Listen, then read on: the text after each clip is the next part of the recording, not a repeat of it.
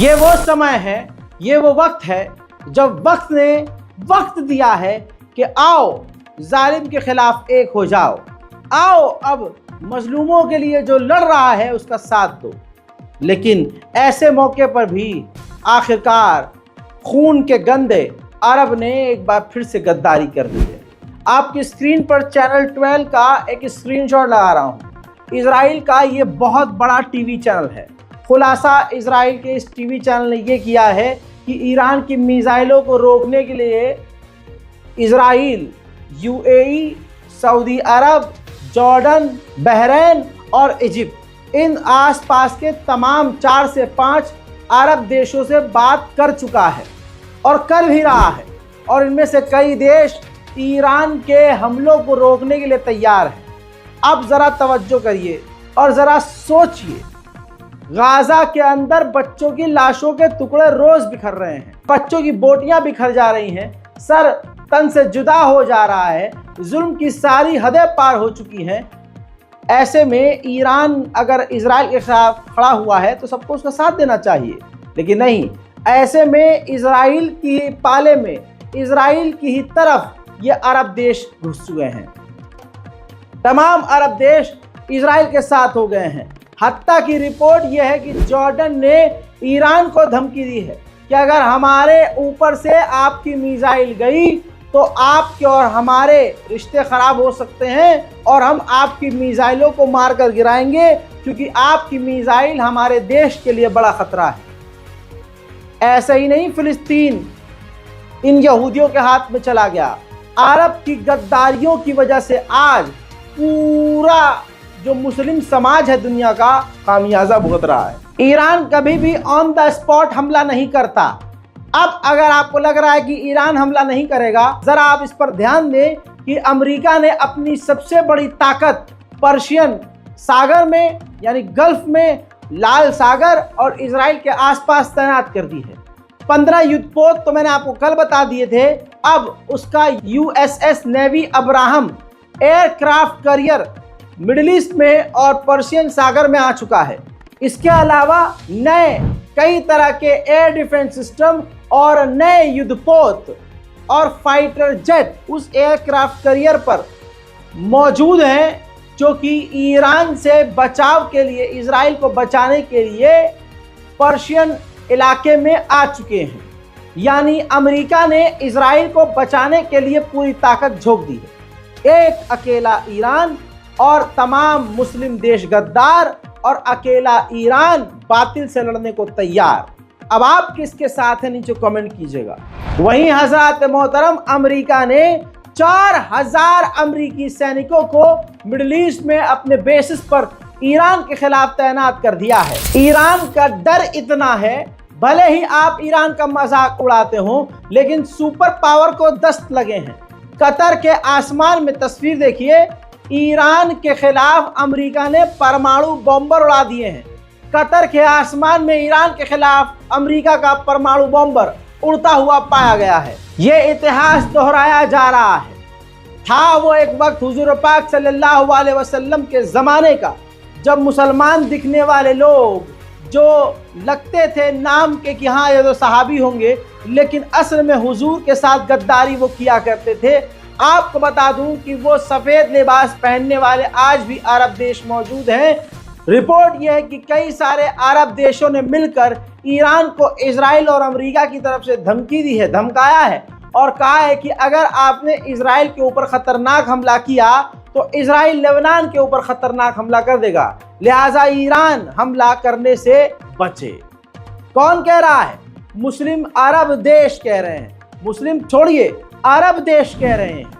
उधर ईरान ने New York time के प्रोपेगेंडा को खारिज करते हुए कहा कि ये कोई बम से इस्माइल हानिया की शहादत नहीं हुई, बल्कि इस्माइल हानिया को शॉर्ट रेंज की मिसाइल से 7 किलो का बम लगा हुआ था, 7 किलो का विस्फोटक था, उससे मारा गया है। और इस सिलसिले में हमने 20 से 22 लोगों को गिरफ्तार किया है। ये बात खुद ईरान ने बताई। वहीं हिजबुल्लाह की तरफ से, हिजबुल्लाह का नाम लेके ईरान ने ये धमकी जारी की है। ग्राफिक्स के जरिए समझिए, ईरान ने कहा है कि हिजबुल्लाह इजराइल के अंदर तक अपनी मिसाइलों से बड़ा हमला कर सकता है।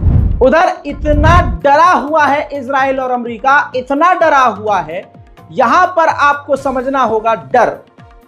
ईरान के डर का हाल यह है कि अब अमेरिका ने चाइना से एक बार फिर से कहा कि आप ईरान को मनाइए, समझाइए कि वो इजराइल के सिविलियन इलाके पर हमला ना करे।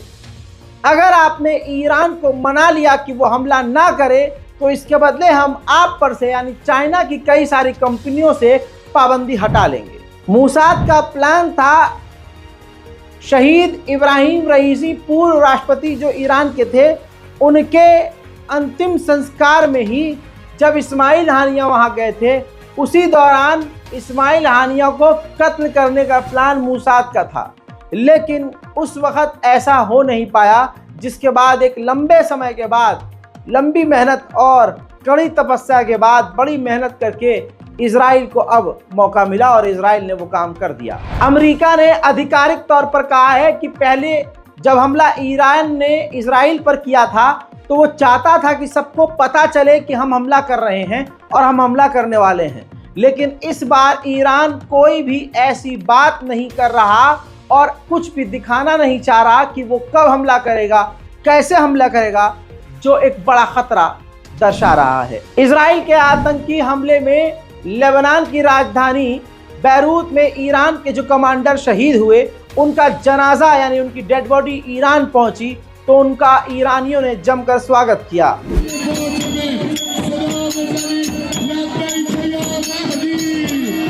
ईरान को भले ही आप कमजोर समझते हैं, लेकिन एक कमजोर ईरान के आगे सुपर पावर ने अपने तमाम खतरनाक युद्धपोत तैनात कर दिए हैं।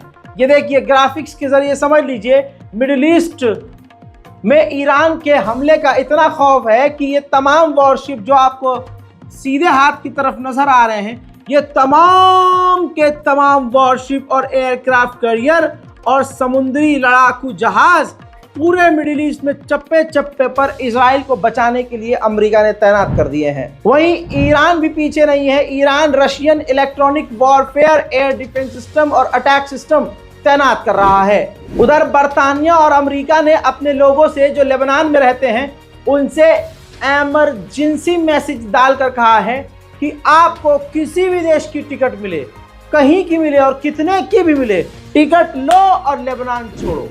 ईरान के पॉलिटिकल लीडर अहमद एरदस्तानी ने बड़ा बयान दिया।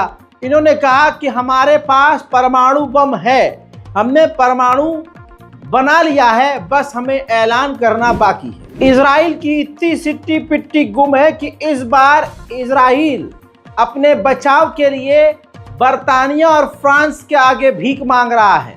बर्तानिया और फ्रांस से भी इजराइल बात कर रहा है कि अगर ईरान हम पर हमला करेगा तो उनकी मिसाइलों और हथियारों को रोकने में हमारी मदद करिएगा। अप्रैल वाले हमले में 2 दिन पहले ही पता चल गया था कि ईरान हमला कर रहा है और ईरान की तरफ से मिसाइलें निकल चुकी हैं।